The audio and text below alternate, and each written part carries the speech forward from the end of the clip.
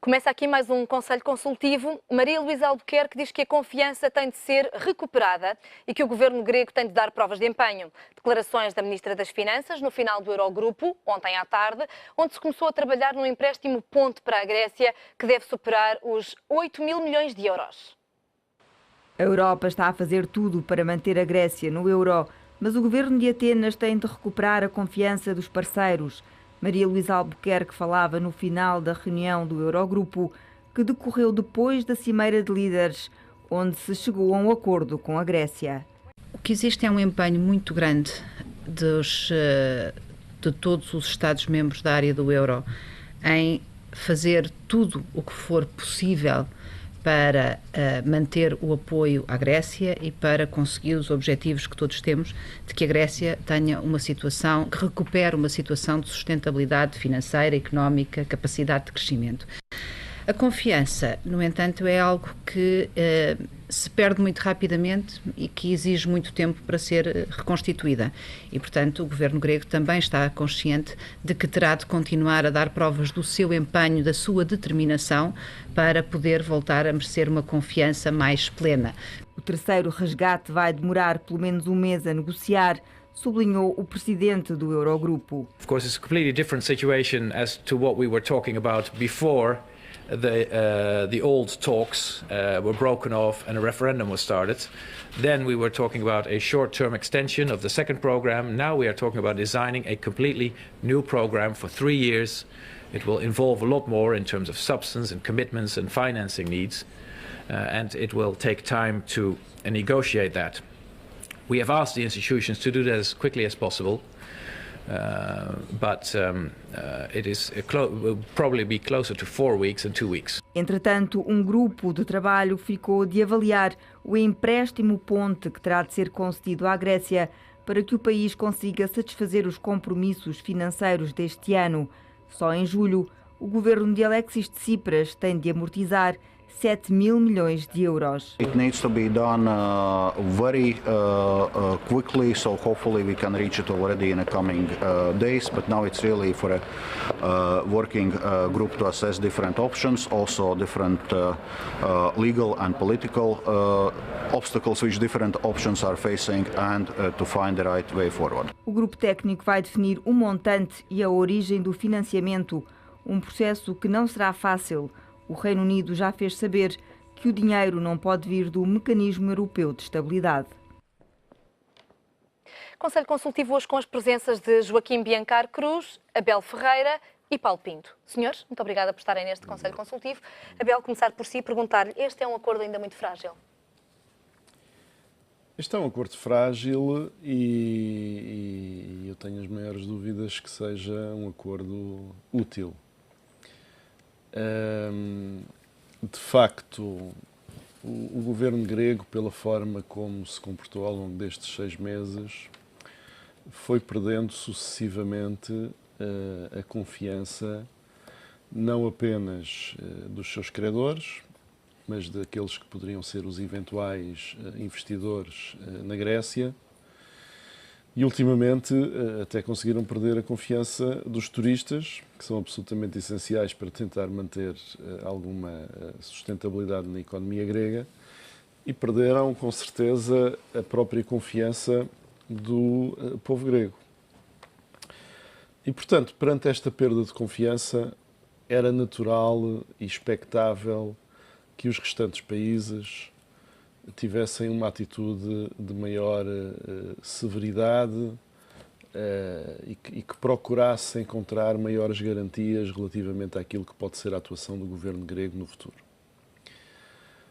Temo, contudo, e eu sou insuspeito de simpatia por este governo grego, aliás, recordo-me que no dia seguinte às eleições gregas vaticinei praticamente tudo aquilo que entretanto veio a acontecer, e dei logo a minha opinião sobre o que é que pensava da estratégia anunciada do Sr. Tsipras e do Sr. Varoufakis, que sempre me pareceu votada ao fracasso. E, portanto, sou insuspeito de simpatia por este governo grego, mas, por outro lado, também temo que se tenha ido longe demais naquilo que são as exigências, os procedimentos e o formato que foi encontrado para este acordo, que na verdade não é exatamente o acordo, é a imposição de algo que em certos aspectos tem um caráter, eu diria, de humilhação relativamente à Grécia. Porque uma coisa, deixe-me interrompê-lo só para adicionar aqui mais este facto que é relevante e que muitos consideraram histórico, uma coisa é admitir que as medidas têm que ser severas para quem levou as negociações longe demais. Outra coisa é admitir-se pela primeira vez, sem nenhum pudor, num documento oficial, que a Grécia poderia sair da zona euro, ou seja, acontecendo com a Grécia, pode acontecer daqui para a frente com qualquer membro. Mas esse ainda é um problema diferente. Ou seja, não me parece que admitir a possibilidade de a Grécia sair do euro seja em si só um aspecto humilhante para a Grécia, mas parece-me que existem aspectos deste acordo, designadamente naquilo que tem que ver com a própria criação deste fundo, que vai ter de gerir e desde logo transformar em dinheiro um conjunto muito alargado de bens do Estado grego. Julgo que há aqui aspectos de humilhação que deviam ser evitados, porque a severidade não deve ser confundida com um castigo que muito provavelmente vai fazer com que amanhã este acordo não passe junto, quer dos políticos, quer do povo grego, e, portanto, estamos com uma fantasia de um acordo que, se calhar, pode não durar mais do que 2 dias. Muito bem. A sua opinião também sobre este acordo? Muito se disse sobre ele. Acrescentar aqui algumas palavras, são palavras duras e fortes. Humilhação, capitulação pública da Grécia. Parece-lhe que as palavras são exageradas ou cabem bem aqui? Não, cabem, porque não foi, isto foi um acordo que não foi bom para nenhuma das partes. Eu tinha dito aqui a semana passada que íamos ter um debate entre a dividocracia e a democracia. Ganhou a dividocracia por nocaute, não foi ao fim de 30 segundos, mas foi ao fim de 17 horas. Eu creio que a Alemanha e Schabel estão a conseguir fazer, sem dar nenhum tiro, aquilo que a Alemanha das 2 guerras mundiais não conseguiu fazer.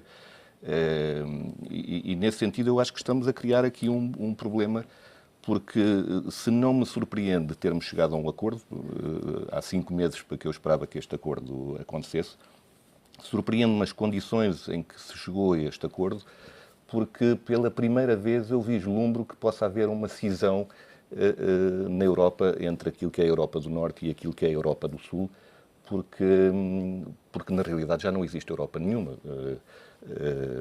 Falamos de um Eurogrupo que, em termos jurídicos, creio que não tem estatuto nenhum, parece que manda na Europa. Falamos do Sr. Schabel, que é um senhor de cadeira de rodas que manda mais do que a chanceler Merkel. Estamos a falar mais uma vez do Eurogrupo, esquecendo que a Europa tem mais 9 países, pelo menos, do que os países do Eurogrupo, e não se fala desses países.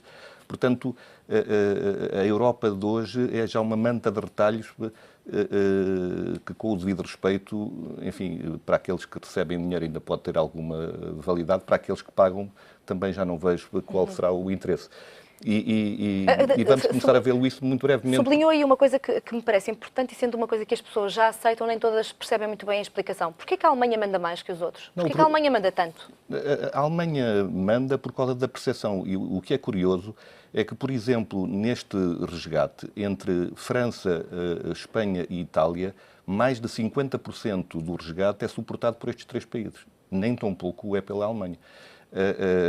O problema é que estes 3 países não estão exatamente com as mesmas dificuldades da Grécia, porque ainda não se percebeu essas dificuldades, mas já estão no bom caminho para ter exatamente os mesmos problemas que a Grécia. E se fosse a França no lugar da Grécia, conseguiria algumas das condições que a Grécia não conseguiu? Eu creio que essa também é uma das mensagens que nós temos tido ao longo destes últimos meses, é que a dimensão conta. Um país com 10 milhões de habitantes não risca nada. Países como a Estónia, que têm 2 milhões, muito menos ainda, podem falar dos seus problemas de 2009, mas ninguém os está a ouvir. E, como dizia Varoufakis, podem estar a cantar qualquer coisa que é exatamente igual.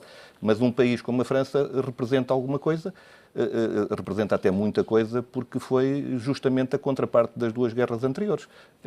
E só isso já quer dizer alguma coisa.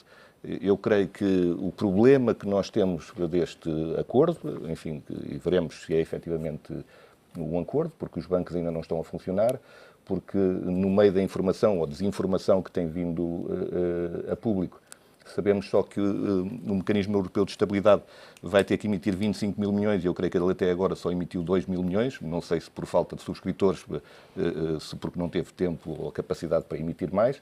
E, portanto, há aqui uma série de dúvidas práticas que, enfim, que vêm confundir. E eu creio que todo este processo tem muito de confusão. Confunde-se questões morais com questões práticas, com questões políticas com questões económicas. As questões políticas com as questões económicas e nada disso é efetivamente bom para a época civilizacional que nós estamos a viver neste momento.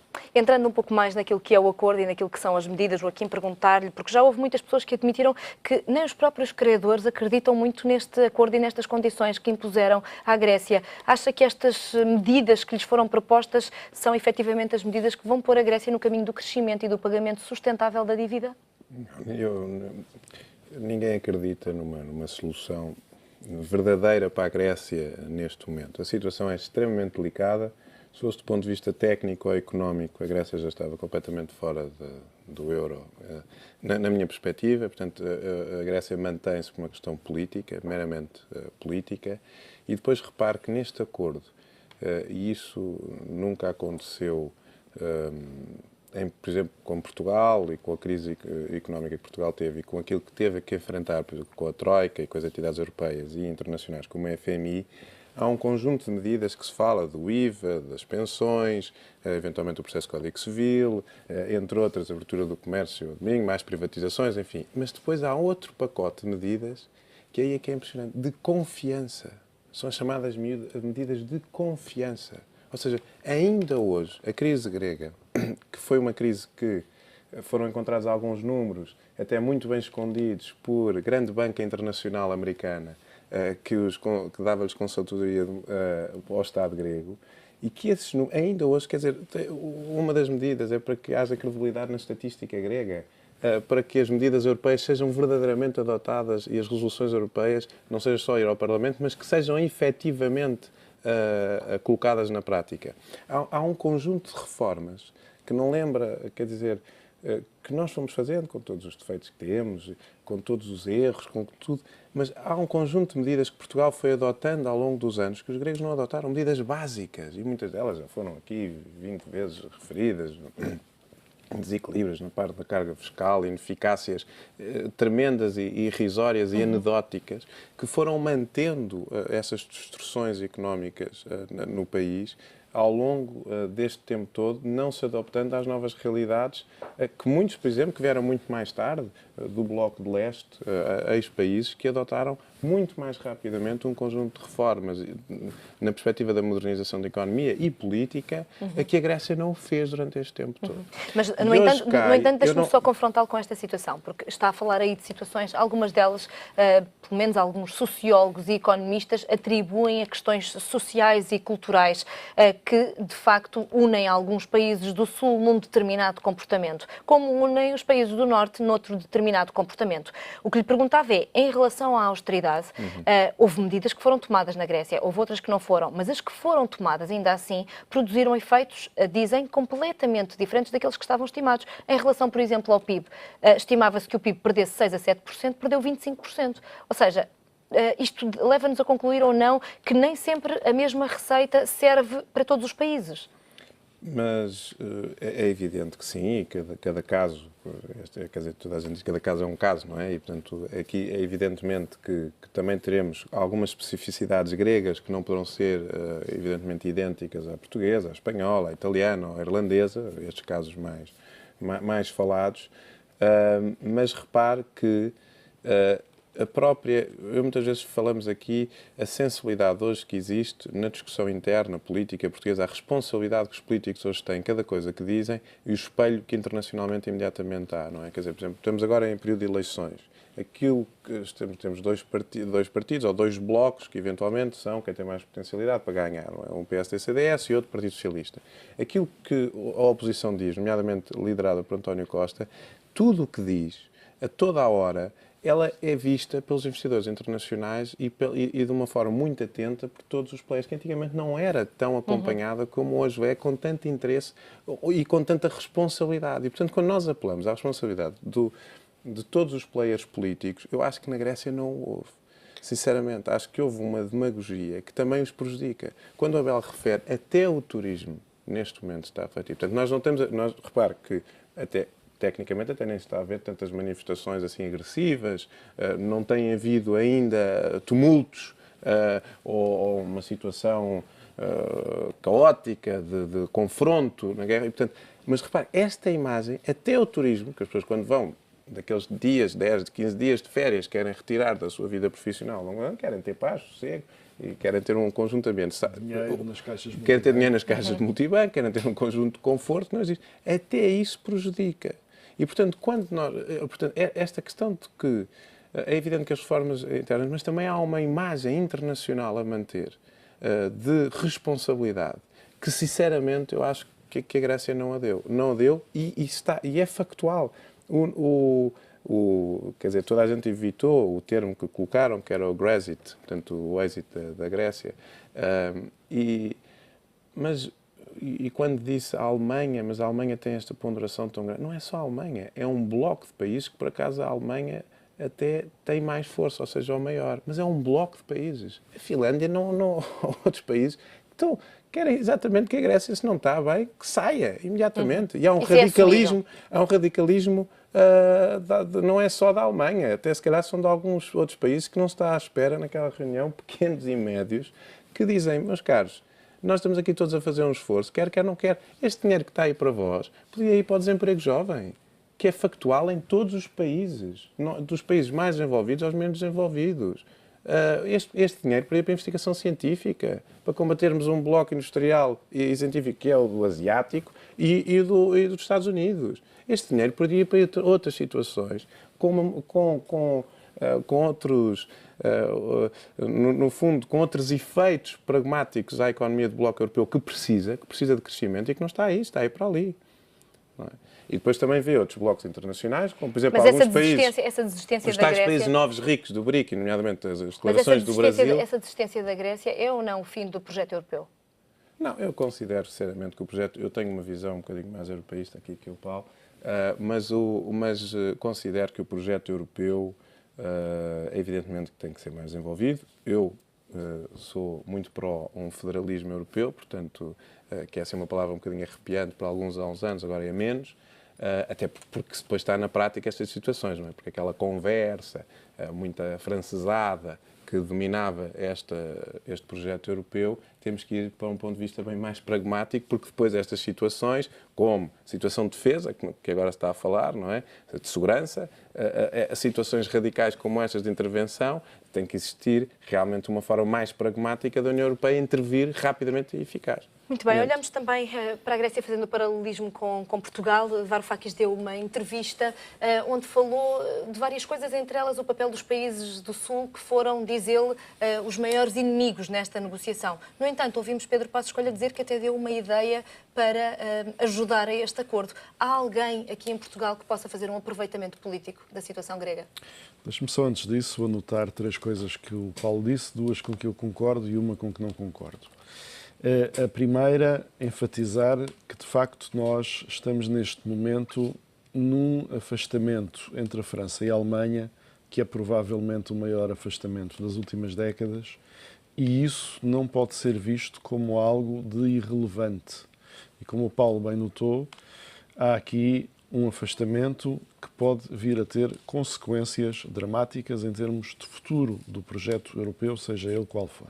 Que deixa a França junto aos países do Sul ou junto aos países do Norte? Eu tenho mais dificuldade com essa Divisão. separação entre países do Sul e países do Norte, porque julgo que quer nos países do Sul, quer nos países do Norte, existe alguma diferença de opiniões que não permite que essa separação seja feita em termos tão simples. Aspecto com que concordo menos tem a ver com a tal divisão entre democracia e dividocracia. Porque eu acho que essa divisão tem subjacente uma ideia de que porque o governo grego falhou naquilo que era a sua anunciada política anti-austeridade, se conclui que não é possível políticas alternativas na Europa e daí se retira uma conclusão no sentido de menor democracia. Ora, eu acho que nós não podemos confundir ideologia e incompetência. A ideologia foi aquilo que fez com que o governo grego não percebesse que precisava mais de investidores do que de credores. Porque o governo grego de matriz marxista, ainda que casado com a extrema-direita, não consegue perceber a importância dos investidores e do investimento. Mas isso é ideologia. O que fez com que o governo grego depois se apresentasse nas negociações sem ter uma estratégia e sem ter um plano B é do domínio da pura incompetência. Portanto, nós não podemos considerar... Não tinha um plano B ou não tinha um plano B credível para os credores? Não tinha plano nenhum. Baseado na famosa teoria do dominó do Sr. Varoufakis, a única ideia que o governo grego tinha era que toda a gente à volta teria imenso medo que a Grécia saísse do euro. E, portanto, quando se percebeu que o medo dos outros era menor do que o medo dos próprios gregos, o plano desapareceu. Isto não era um plano. E, portanto, esta confusão faz com que, de repente, se entenda, bom, não é possível uma outra política. Não, não é possível é conseguir uma outra política agindo de modo arrogante e incompetente. Mas isso não demonstra que não seja possível uma outra política, nem parece-nos legitima a considerar que todas as outras democracias, porque têm uma visão diferente da democracia grega, devem ser consideradas como a dividocracia contra uma coisa que chamamos de democracia. E agora um minuto para esta pergunta final relativamente à situação, à situação portuguesa.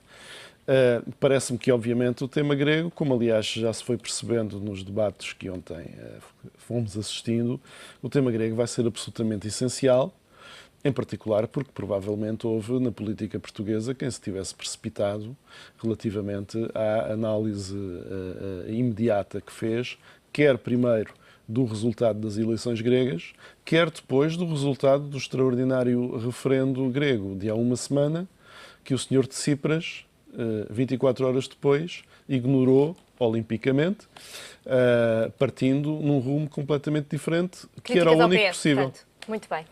Paulo Pinto, a sua opinião também relativamente ao ponto de Portugal aqui nestas negociações? Eu gostava de acrescentar só que eu estou totalmente de acordo com aquilo que o Abel disse e eu só me exprimi foi mal. Quando eu fiz a divisão entre dividocracia e democracia, eu só queria dizer que na democracia é preciso dinheiro para sustentar a democracia. E, portanto, na dividocracia, quem tem uma dívida ou paga ou alguém assume o prejuízo.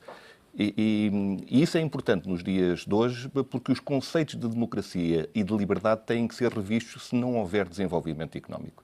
Era isso que eu queria dizer com aquilo que eu disse. Relativamente a Portugal. Relativamente a Portugal, há problemas gravíssimos. E quando eu digo gravíssimos é que a posição de Portugal, creio que neste Eurogrupo não podia ser outra. Nós temos que estar do lado daqueles que nos estão a conceder o crédito. E para que se entenda bem, apesar de estarmos já em época de eleições, se não fosse o auxílio do Banco Central Europeu, nós não teríamos as taxas de juros em que estamos, porque o nosso rating continua a ser lixo. E é bom não esquecermos isso. Portanto, mas uma coisa é estar do lado dos credores, outra coisa é assinar por baixo ou tentar ser ainda um pouco mais credor do que os credores. Estar do lado dos credores é aquilo que justamente faz esta diferença na dividocracia. É que nós estamos endividados, mas continuamos a dizer que pagamos. E isso é essencial para aqueles que concedem o crédito. Muito bem. Joaquim. Eu acho que, relativamente até às Para eleições... a escolha ajudou ou não ajudou Não, neste acordo? Afinal. Pelos vistos, acho que sim. Há boa moda, Foi a ideia há boa mesmo do moda Primeiro-Ministro? portuguesa, depois de muito cansaço, aquele espírito desenrasca português parece que facilita até ao mais alto nível da soberania portuguesa. Mas isso está no nosso sangue. Agora, relativamente àquilo que se passa para as eleições, mediante a Grécia, o que é a mensagem de coisas?